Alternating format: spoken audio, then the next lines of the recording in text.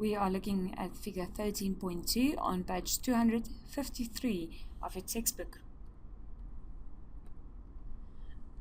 So what happens if the government implements a cap and trade program is they say they do not allow more than a certain amount of emissions. So they put a restriction, a cap on the amount of emissions allowed, then write out permits according to that cap and distribute it among firms.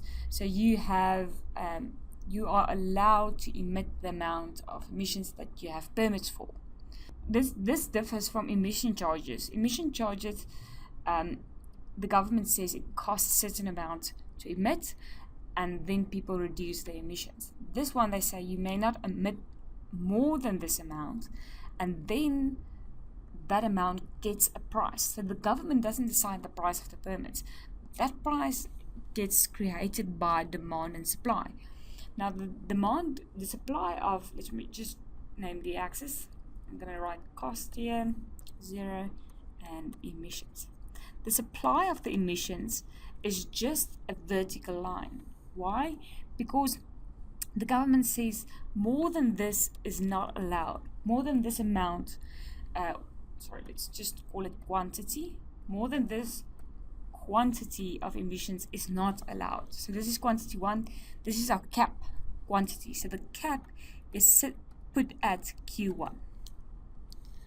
So that's my supply of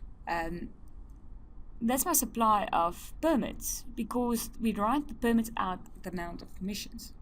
My demand for permits is shown actually by my marginal abatement cost curve. Okay, why? Because we said earlier that the marginal abatement cost curve determine whether it's cheaper to reduce emissions or whether it's cheaper to buy permits. Now, if this is my marginal abatement cost curve of all the companies combined, then the price of this permit will develop at where the two intersects. So P1, for instance. So this would be the price of my permits, the amount people pay for permits. And remember, we have to have a very clearly defined market. People can't buy permits from each other for more or less. We should have that competition that gets one price for all permits. If the government, for instance, wanted to be more strict, and they put they didn't put the cap at Q1 but at let's make it Q2, then the price would have been more. Now think of this intuitively. This makes sense, right? Because if there's a lot of permits, one permit would not be as valuable. Think of diamonds. There's not a lot of diamonds in the world, meaning they are very valuable because they're scarce. Okay. If there was a lot of diamonds, if you could find it everywhere,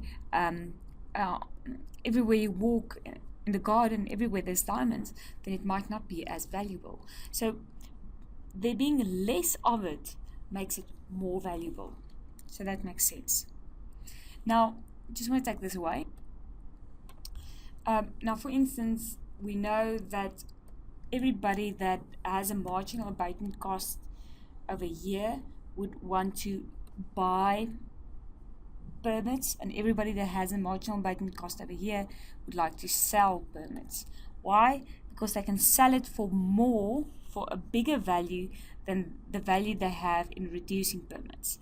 And why do they want to buy? Because it's more expensive for them to reduce permits than to buy one. Okay, so this is an important graph. You could be asked to draw it, but very importantly, you should really understand and be able to explain it.